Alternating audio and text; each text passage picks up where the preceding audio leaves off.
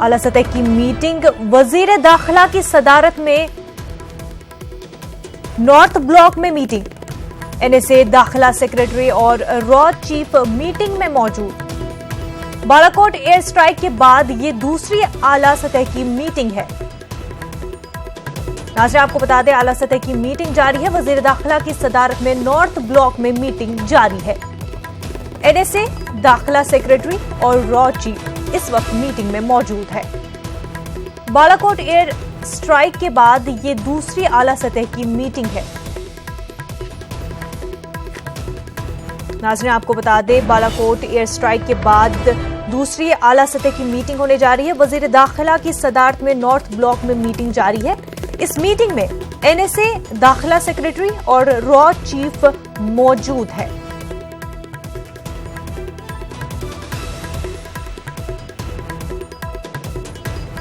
इस वक्त की बड़ी खबर नाजरीन, एयर स्ट्राइक के बाद दूसरी आला सतह की मीटिंग, वजीर दाखिला की सदारत में नॉर्थ ब्लॉक में ये मीटिंग हो रही है। एनएसए दाखिला सेक्रेटरी और रॉ चीफ मीटिंग में मौजूद है।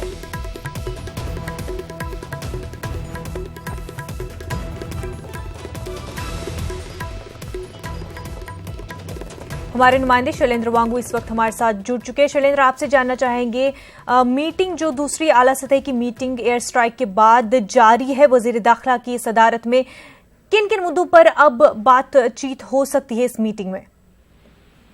देखिए, आपको बता दें कि ये जो भारत की कार्रवाई थी उसके बाद ये दूसरी बार मीटिंग हुई है, जिसमें गृहमंत्री राजनाथ सिंह की अध्यक्षता में ये मुलाकात हुई, जिसमें NS Ajit Doval, raw chief, IB chief और जो तमाम आला अधिकारी हैं गृह मंत्रालय के, उस बैठक में शामिल हुए। कल भारत का जवाबी कार्रवाई रही, उसके बाद अब जिस तरह से कल शाम को पाकिस्तानी आर्मी की तरफ से बयान आया कि अब हम कार्रवाई करेंगे और भारत को हम सरप्राइज देंगे, तो ऐसे में तमाम पहलुओं पर कोशिश की जा रही है किसी भी नापाक हरकत को नाकाम करने के लिए जो भी कुछ किया जाना चाहिए वो भी इन तमाम पहलुओं पर बातचीत हुई है इस बैठक में। जिस तरह के अंदेशे हैं पाकिस्तान की तरफ से, और खासतौर से सीमा पर अलर्टनेस बढ़ा दी गई है, खासतौर से बीएसएफ को लेकर। वहीं आपको याद होगा कि अब से कुछ दिन पहले कश्मीर में हेवी डिप्लॉयमेंट की गई थी, एक्स्ट्रा 100 कंपनीज भेजी गई थी कश्मीर वहां पर तैनाती के लिए। तो इन तमाम पहलुओं को देखते हुए ये इस बैठक में माना जा रहा है कि चर्चा हुई है कि पाकिस्तान की किसी भी नापाक हरकत को किस तरह से रोका जाए और ऐसे किसी भी नापाक हरकत का मुंहतोड़ जवाब दिया जाए, इसके लिए इस बैठक में माना जा रहा है चर्चा हुई। हालांकि बैठक अब खत्म हो चुकी है। एनएसए अजीत डोभाल अब से कुछ देर पहले ही नॉर्थ ब्लॉक से जा चुके हैं। जी शैलेंद्र, और इस मीटिंग में क्या कुछ स्ट्रेटजीज जो है ऑन टेबल हो सकते हैं, क्योंकि किसी भी तरह से जो अब पाकिस्तान है रिटेलिएट कर सकता है और आईबी का इनपुट भी आया है, कई सारे शहर जो है हाई अलर्ट पर है, तो इस मीटिंग से क्या कुछ खबरें मिल पा रही हैं कि कौन कौन से इक़दामात लिए जा सकते हैं?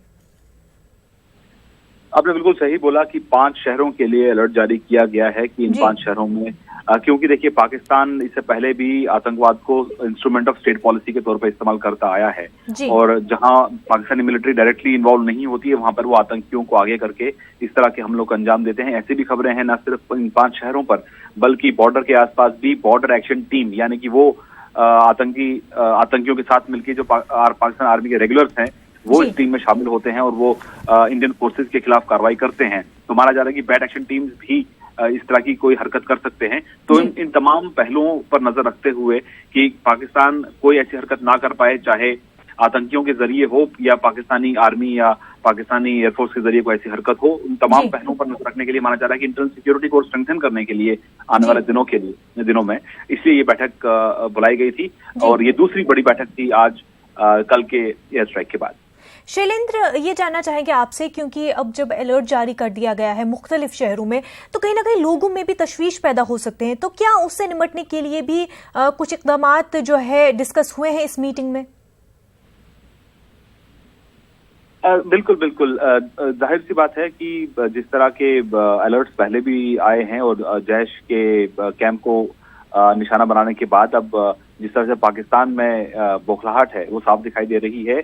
इमरान खान ने भी एक कहा था कि अगर हम पर कार्रवाई होती है तो हम रिटेलिएशन का सोचेंगे नहीं, रिटेलिएशन करेंगे। तो ऐसे में पाकिस्तान की इस धमकी को कितना सीरियसली लिया जाना चाहिए, ये अपने आप में एक बड़ा सवाल है।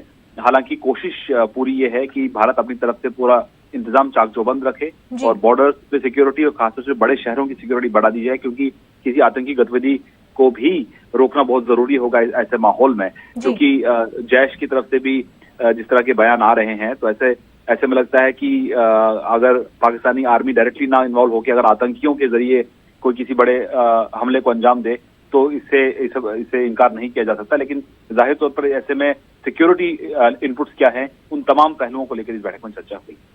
जी शैलेंद्र, और क्या इस बैठक में इस बात पर भी गौर हुआ है, क्योंकि अब पाकिस्तान ने साफ कह दिया है कि वो रिटेलिएट करेंगे तो यहाँ से भी जाहिर सी बात है मुंहतोड़ जवाब दिया जाएगा, तो ये जो मामला है कितना आगे बढ़ सकता है?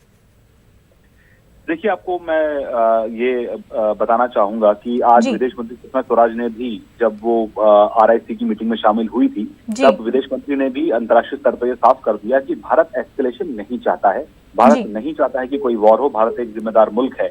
लेकिन जिस तरह का थ्रेट था भारत को, जिस तरह की रिपोर्ट्स मिल रही थी कि जैश अपने यहाँ सुसाइड बॉम्बर्स की ट्रेनिंग दे रहा था अपने कार्डर को, तो ऐसे में इस तरह के हमले भारत पर ना हो, इसलिए प्रीएम्प्टिव नॉन मिलिट्री एक्शन लिया गया, यानी कि ऐसा एक्शन ताकि इस तरह के हमले भारत पर ना हो। और नॉन मिलिट्री इसलिए कि इसमें पाकिस्तानी सिविलियंस और पाकिस्तानी आर्मी, पाकिस्तानी इंस्टॉलेशन को निशाना नहीं बनाया गया, सिर्फ और सिर्फ जैश के सबसे बड़े कैंप को निशाना बनाया गया। तो कुल मिलाकर भारत का ये साफ कहना है, ये सिर्फ आतंकवाद के खिलाफ की गई कार्रवाई है, ये किसी देश की जनता या किसी देश के मिलिट्री के खिलाफ की गई कार्रवाई नहीं है, और भारत भी नहीं चाहता है कि एस्केलेशन हो।